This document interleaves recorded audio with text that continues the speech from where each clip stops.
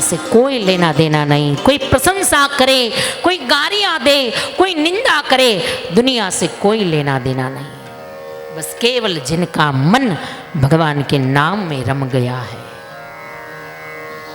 और सुखदेव जी महाराज भगवान का स्मरण करते हुए व्यास जी के आश्रम की ओर आए। यहाँ पिताजी ने अपने पुत्र को आते हुए देखा। व्यास जी भी दौड़ पड़े। यहाँ से पुत्र दौड़ रहा है, यहाँ से पिता व्यास जी दौड़े हैं और बराबर अपने पिता को देखकर सुखदेव जी महाराज ने दौड़कर पिता के चरणारविंद में दंडवत प्रणाम किया और अपने पुत्र को उठाकर महाराज व्यास जी ने अपने हृदय से पुत्र को लगाया। यहाँ पिता पुत्र का मिलन हुआ और देवों ने जय जयकार करते हुए बोलिए श्री सुखदेव जी महाराज की जय। सुखदेव जी महाराज भागवत के लिए आए हैं, कृष्ण की कथा के लिए दौड़े हैं। देखिए कैसा कृष्ण का स्वरूप है और कृष्ण की कथा है कि केवल 2 श्लोक सुने और सुखदेव जी का मन कृष्ण ने हरण कर लिया। कृष्ण ने सुखदेव जी का मन आकर्षित कर लिया, आकृष्ट कर लिया। कृष्ण की कथा ही ऐसी है भाई कि दुनिया में कौन ऐसा जीव होगा कि जो कृष्ण कथा में डूबा नहीं होगा, जो इस प्रेम रस में आकृष्ट नहीं हुआ होगा, क्योंकि इसकी लीला ही ऐसी है।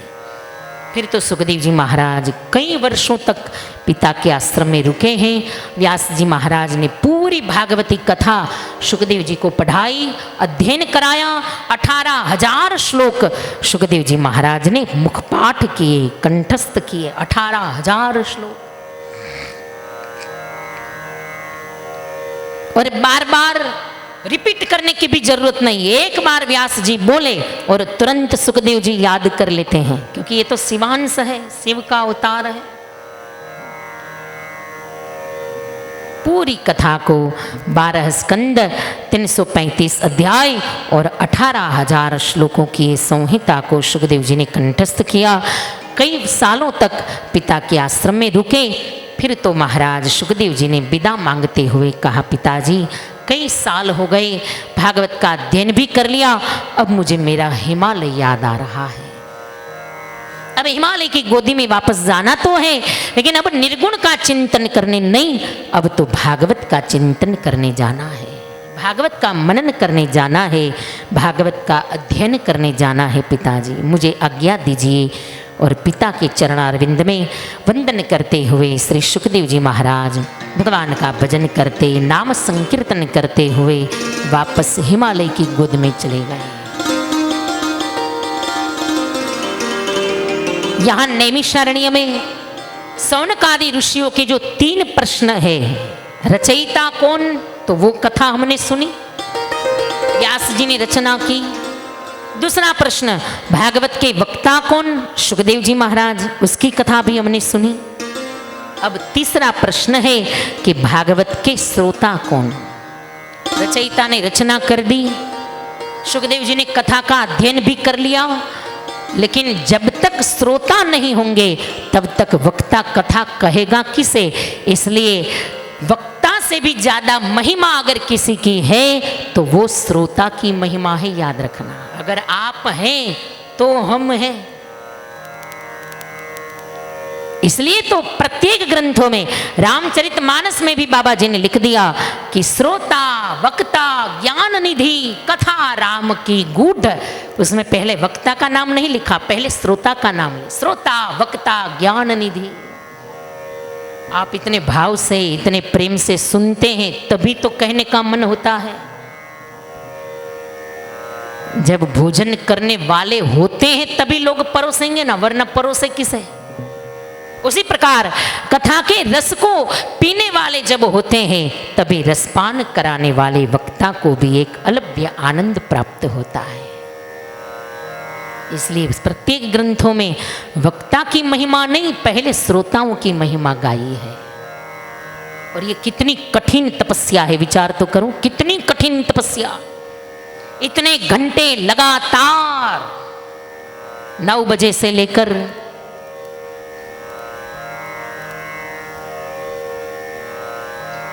फिर कितने बजे वो मैं कहूंगी नहीं। इतने लगातार, इतने घंटे, 3 घंटे 4 घंटे तक लगातार एक आसन पर आसन लगाकर बैठना, ये कितना कठिन है। ये सबसे कठिन तपस्या है कलयुग की। आसन सिद्धि है, अष्टांग योग का एक सीढ़ी है अष्टांग योग की, आसन सिद्धि। प्राणायाम, प्रत्याहार, आसन, ध्यान, धारणा, समाधि, ये सारे अष्टांग योग की सीढ़ियां हैं। इतने घंटे लगातार बैठना ये बहुत कठिन है भाई, बहुत कठिन है।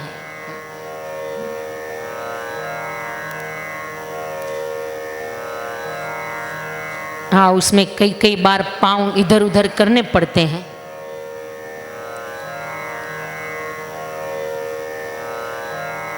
कई लोग एक आध चक्कर भी लगा लेते हैं, रूम तक चले जाते हैं, आश्रम में जरा चक्कर लगा लेते हैं। क्योंकि लगातार इतना बैठना और इतने घंटे लगातार हम केवल कथा में ही बैठ सकते हैं। ये ट्राई घर पर जाकर करना। 23 तारीख को जब घर पर पहुंचे सुबह 11 बजे, फिर दूसरे दिन 24 तारीख को 9 बजे वापस बैठ जाना घर पर माला लेकर।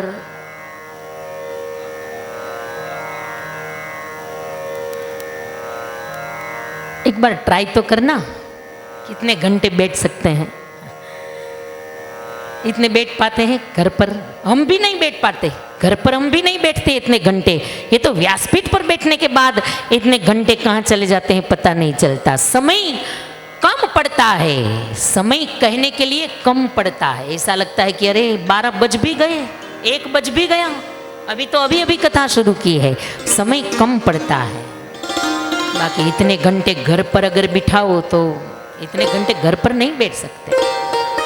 यहाँ इतने घंटे लगातार बैठ पाते हैं, क्यों? क्योंकि यहाँ श्रीमद् भागवत जी सामने विराजमान हैं। तेने य वंगमयी मूर्ति ही और प्रत्यक्षा वर्तते हरे। साक्षात भगवान वाणीमय स्वरूपे, ये भगवान का वाणीमय स्वरूप है। मंदिर में आप जाकर जो दर्शन करते हैं वो कृष्ण का मूर्तिमय स्वरूप है, पर यहाँ आकर जो आप सुनते हैं ये भगवान का वाणीमय स्वरूप है। मंदिर में जाकर आंखों से उसको देखना है, आंखों से उसे अंदर उतारना है, पर यहाँ आकर कानों से उसे अंदर उतारना है, क्योंकि उसका वाणी स्वरूप है, वांगमयी वाणी स्वरूप।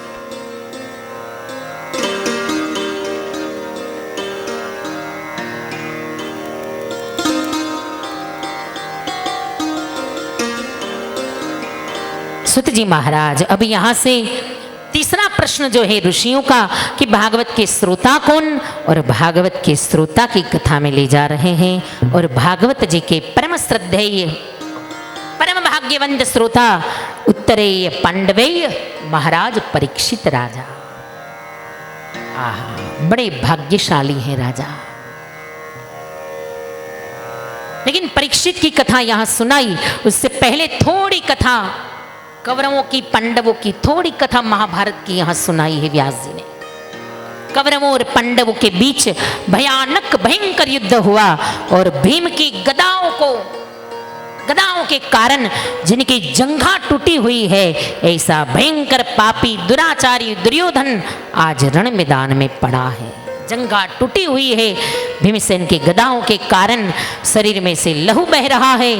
बस अंतिम समय समीप आया है, मृत्यु का समय समीप है और रण मैदान में पड़ा है दुर्योधन। और दूसरी ओर गुरुपुत्र अश्वत्थामा कि जो दुर्योधन का मित्र है, गुरु द्रोण का पुत्र है और दुर्योधन का मित्र है। द्रोणाचार्य जैसे ब्राह्मण का पुत्र है अश्वत्थामा, लेकिन ऐसा विद्वान, ऐसा पंडित है, ऐसा धनुर्धारी है अश्वत्थामा, लेकिन एक गलती कर दी कि उसने मित्र दुर्योधन जैसे दुराचारी को बना दिया। और हमारे में कहावत है कि जैसा संग वैसा रंग, जैसा संग करोगे जीवन में वैसा रंग लगेगा लगेगा लगेगा। इसलिए तो महापुरुष ने कह दिया कि बैठिए न जहतः करिए न कुसंग संग, क्योंकि संगत की रंगत तो लागे ही लागे। काजल की कोटरी में कैसे ही जतन करो, पर काजल का दाग तो लागे ही लागे। कोयले की खदान में जाओगे, चाहे कितना भी ख्याल रखो, लेकिन कहीं न कहीं तो कोयले का दाग लग ही जाएगा। कोयले की खदान में जाएंगे तो कहीं न कहीं तो दाग लगेगा ही। जैसा संग उसकी असर तो वो बताएगा ही। दुर्योधन का संग किया और इसके कारण अश्वत्थामा ने विचार किया, रे दुर्योधन अंतिम समय में पड़ा है, चलो उसकी इच्छा है कि पांडवों का विनाश कर दूं, तो मैं ही रात्रि के समय पांडवों का विनाश कर दूं। उसकी इच्छा मैं पूरी करूंगा, क्योंकि वो मेरा मित्र है और उसकी आखिरी इच्छा है, उसकी अंतिम इच्छा है पांडवों का विनाश करना। रात्रि के समय अश्वत्थामा, देखो ब्राह्मण है, गुरु का पुत्र है, लेकिन कैसा अधम बन गया, ब्राह्मणाधम हो गया। रात्रि के समय पांडवों के शिविर में आया, पांडव नहीं है वहां, पांडवों के जवान पुत्र सो रहे हैं।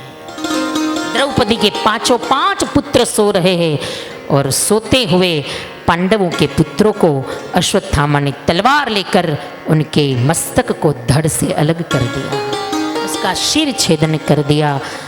और अब डर के मारन वहां से, डर के कारण वहां से भागा, लेकिन पांचों द्रौपदी के पुत्रों का विनाश कर दिया, और वो भी सोए हुए।